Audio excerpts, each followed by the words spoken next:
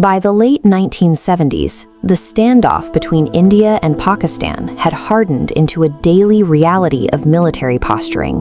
Both nations watched each other constantly across a heavily fortified border. To navigate this hostility, India relied on its external intelligence agency, R&AW. The organization had built a vast network of undercover operatives living deep within Pakistani territory, gathering vital on-the-ground intelligence. But back in New Delhi, the intelligence apparatus was facing a severe internal crisis. India's newly elected Prime Minister, Morarji Desai, came into office with a deep ideological distrust of his own spies, believing the agency had been weaponized by the previous administration to monitor its political opponents. Desai acted swiftly to neutralize the perceived threat. He slashed R&AW's operating budget, aggressively shut down several of their international operations, and even forced the agency's legendary founder, R&AW, into early retirement. This political paranoia at the highest levels of government effectively paralyzed India's early warning systems. The agents still stationed in Pakistan were left completely isolated, operating without support, right as a massive threat began to materialize around them. Despite having their resources gutted, these rogue Indian agents stayed on the job. Over several weeks, they picked up on a highly suspicious pattern. Top Pakistani military officials and leading scientists were suddenly traveling together daily. The operatives tracked this VIP traffic out of the city and traced it to a highly secure, heavily fortified military installation near Rawalpindi, known as the Khan Research Laboratory. The consolidation of the country's top scientific minds at a heavily guarded military facility led the agents to an immediate, terrifying hypothesis. Pakistan was secretly developing a nuclear weapons program. Proving this was another matter entirely. The Indian operatives had no budget, zero political backing from New Delhi, and absolutely no tactical support.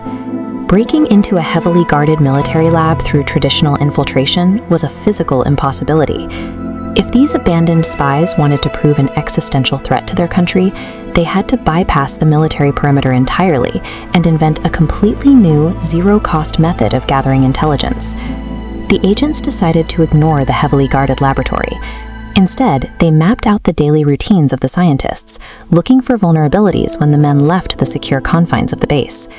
They found their opening in the most ordinary place imaginable. The scientists regularly traveled into town to get their haircuts at a specific local civilian barbershop. The spies moved in. They became regulars at the shop, slowly building casual relationships with the staff.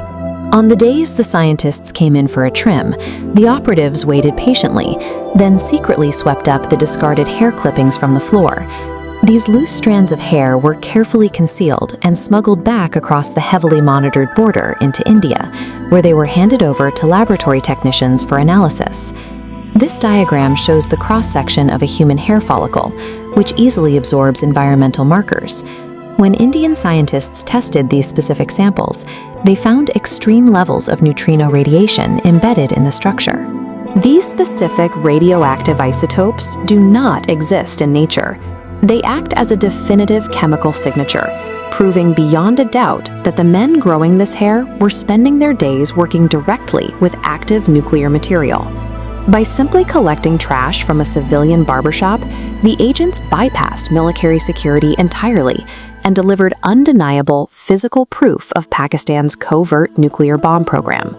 Armed with this scientific confirmation, the spies escalated the operation. Within a week, they managed to track down an insider working directly inside the Khan Research Laboratory, who was willing to hand over the complete master blueprints of the nuclear tests. The asking price for the exact schematics of a rival nation's nuclear program was remarkably low. The informant wanted a single bribe of exactly $10,000. Simultaneously, the geopolitical stakes widened. Israel's intelligence agency Mossad independently discovered the existence of the lab.